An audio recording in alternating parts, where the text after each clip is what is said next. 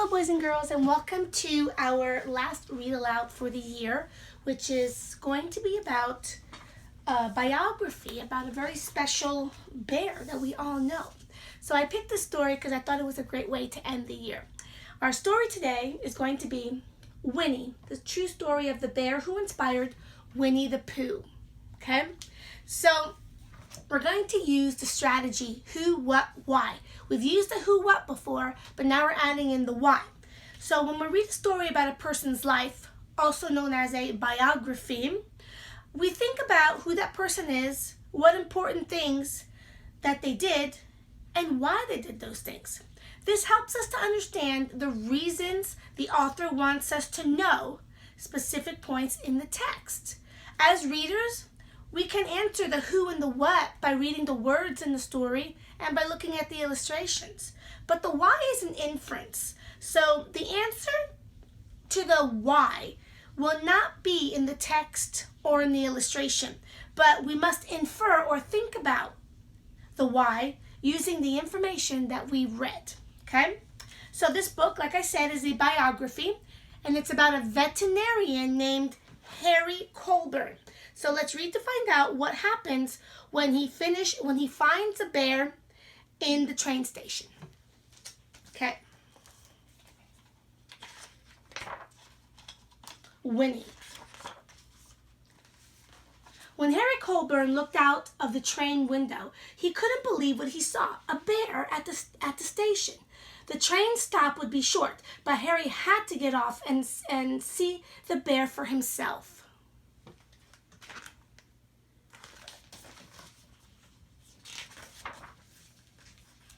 Harry hurried onto the platform and sat nearby. "What are you doing here, little bear?" The cub climbed into Harry's lap and licked his chin.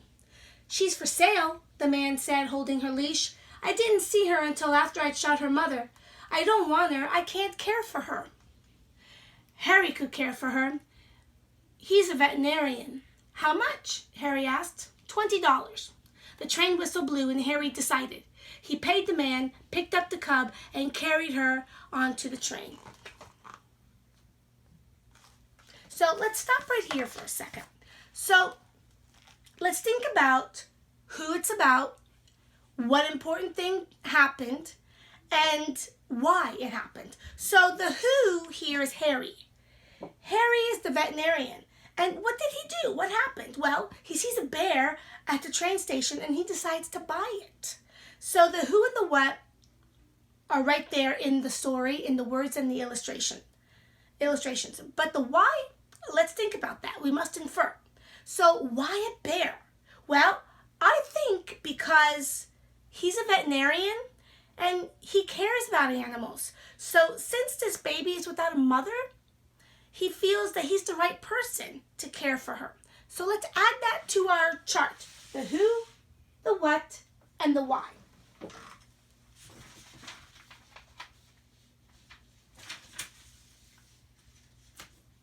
Okay. Who, Harry. What? He bought a bear. Why? To take care of her. All right. Let's continue. His friends asked a million questions, but the captain asked the loudest. "Harry, what in the world were you thinking?" "That I have to save her." The cub rubbed her back against the captain's legs. The captain patted her head. "I'll care for her, sir," Harry said. "I'll feed her condensed milk. She can stay with me in camp. Winnipeg can be our mascot." You've already named her?" asked the captain. "Yes, sir, after our company's hometown." "Well, Winnipeg," the captain said, "welcome to the army." By the time they reached the military training camp at Valcartier in Quebec, Winnipeg had been shortened to Winnie.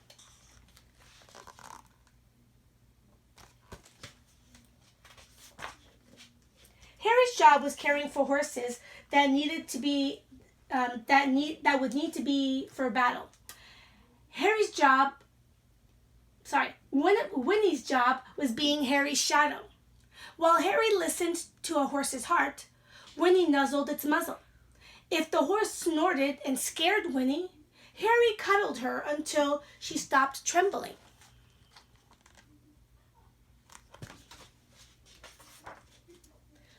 Winnie's favorite game was hide-and-seek biscuits.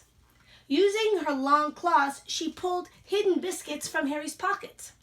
"Good girl," Harry praised when she succeeded.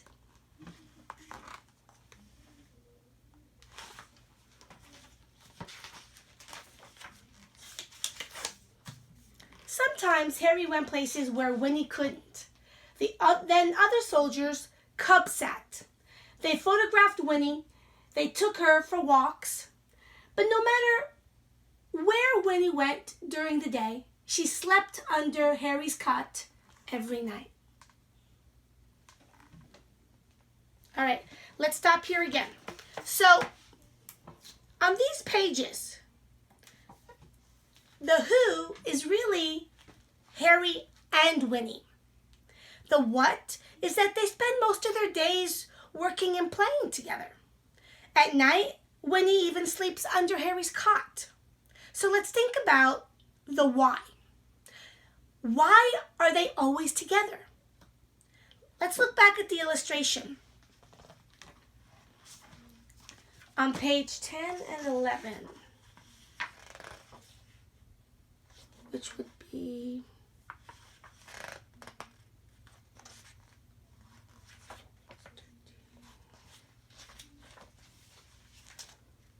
right here. Okay, look at Harry's face. He's smiling and hugging her right here. And Winnie loves spending time with him too. She's having fun. So I can infer that they like each other very much. They like spending time together. So that's what I'm going to add to my chart. Okay? So the who, Harry and Winnie. The what, always together. The why, they like each other. They like each other. You're not going to spend time with somebody if you don't like them. All right, let's keep going. One morning, while Harry tied his bootlaces, Winnie grabbed the tent pole. The tent walls shook. "Winnie, no!" Harry shouted. After that, Harry let Winnie climb small trees. But he always held her leash so she couldn't climb too high.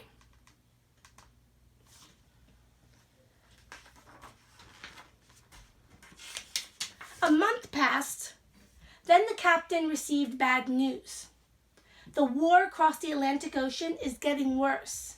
More soldiers and horses are needed. We must leave Canada and go to England. The ships will be leaving in a few days. Harry couldn't leave Winnie. "Sir, she must come with us." The other soldiers agreed. When the horses and soldiers boarded the SS Manauto, so did Winnie.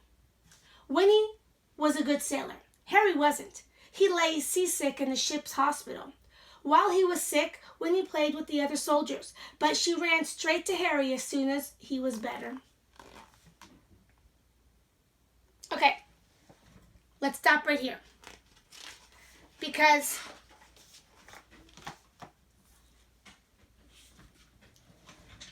what we want to think about again, what's going on? Who's the who, the what, and the why? The who, I would say again, is probably Harry. It's really mostly about Harry and what he's doing. And the what did he do? Well, he could not leave Winnie behind. He had to leave. So he took her to England with him. Why? Why did he take her to England?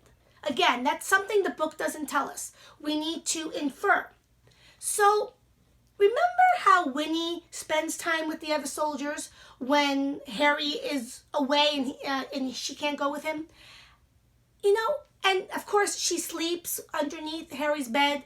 She's really part of the group. She's part of that group of soldiers. So that's our why.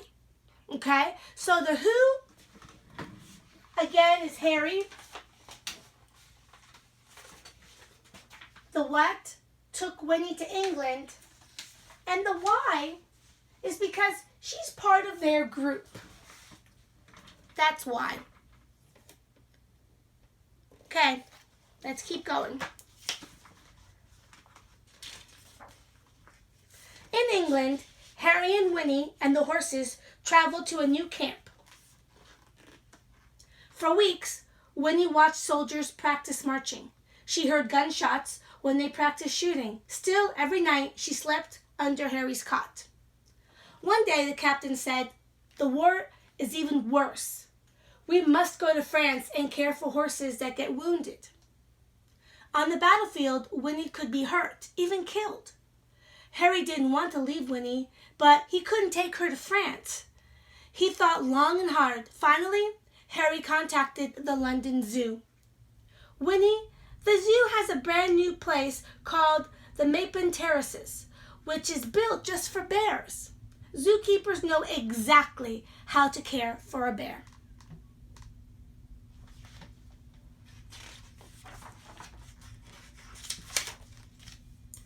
The ride to the zoo was long.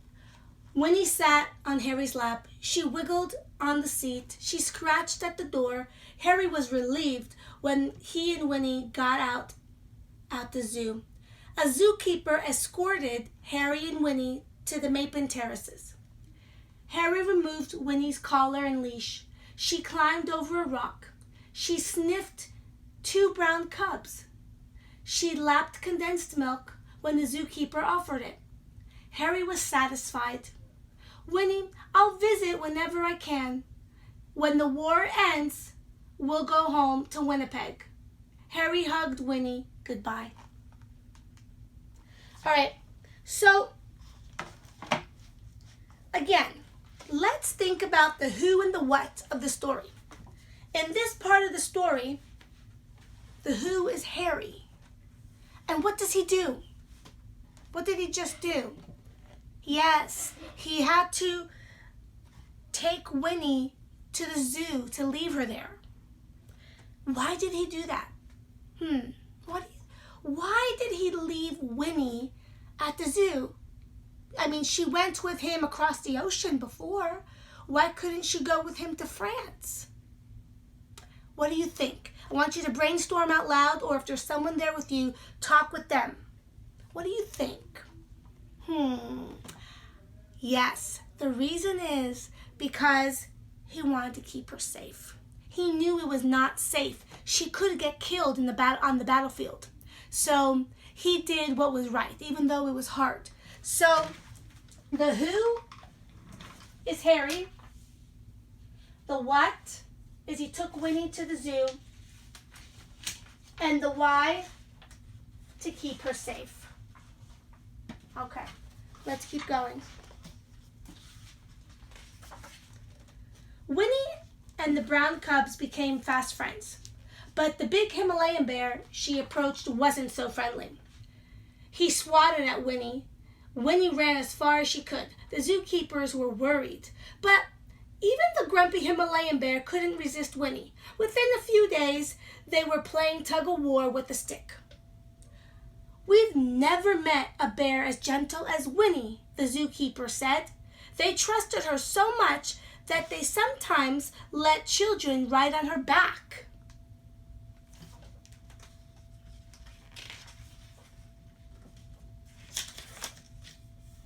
Harry visited Winnie whenever he could, but the war lasted 4 years.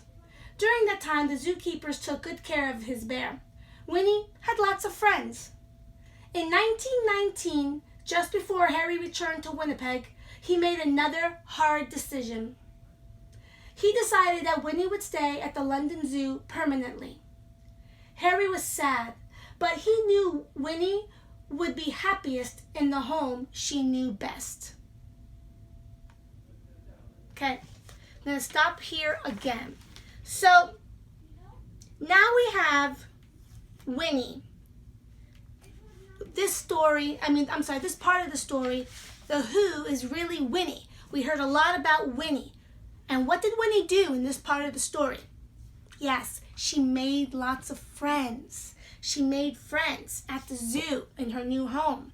And why is it easy for Winnie to make friends? They said that she was really, she was able to make friends. She even convinced the mean Himalayan bear that was swatting at her in the beginning to be her friend and play with her. So why is it easy for Winnie to make friends? Why does she make friends? What do you think? Brainstorm out loud for me. Tell me some ideas that you're thinking of.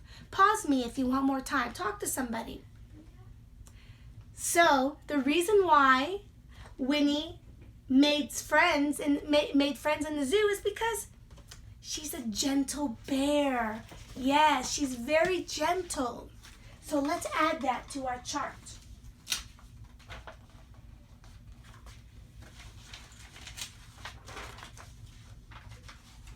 So Winnie made friends in the zoo because she is a gentle bear. All right, let's finish up the book. One day, when Winnie was nearly 11 years old, a little boy visited her. "Oh, Bear!" cried the boy, whose name was Christopher Robin. He hugged Winnie and fed her milk. The boy's father, a well-known author, watched his son laugh and play with the bear. All the way home, Christopher Robin talked about Winnie.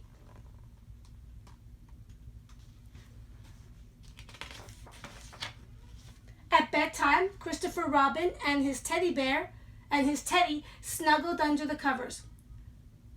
"Would you and Edward Bear like to hear a story?" asked the boy's father.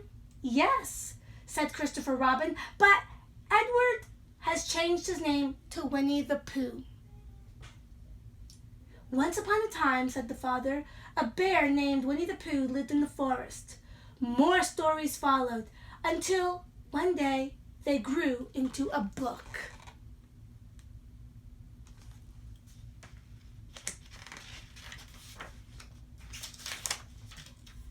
After that, the real Winnie became even more famous. Although more people came to see her, Winnie's everyday life remained normal. The zookeepers treated her kindly, friendly visitors scratched her back, and gentle children spoon-fed her milk.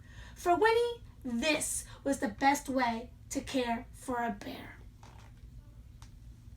All right, that was the last part. So on these pages, we meet Christopher Robin, and he went to the zoo and met Winnie. His dad was an author. That means, of course, that he wrote books. That was his job. And he told stories about the stuffed bear, Edward, which later changed his name to Winnie the Pooh. Yes. So let's add the who, Winnie, the what, she became famous. Why did she become famous?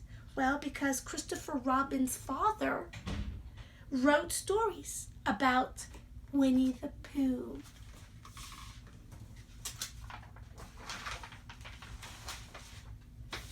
Okay, Winnie became famous because Christopher Robin's father wrote stories about Winnie the Pooh. All right, so Harry cared for Winnie night and day.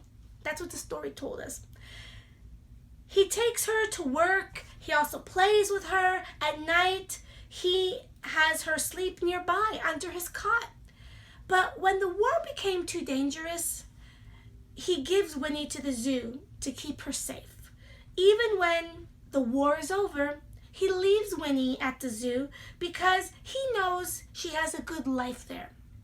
Harry takes responsibility for giving Winnie the best possible care.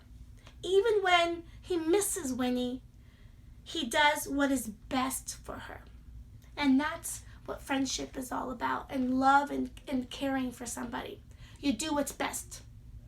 Sometimes it's hard. All right, great story, wasn't it? Thank you for helping me complete our chart. This week you're going to do a drawing, and then we're going to do a writing about it, all right? Okay, bye-bye. Love you.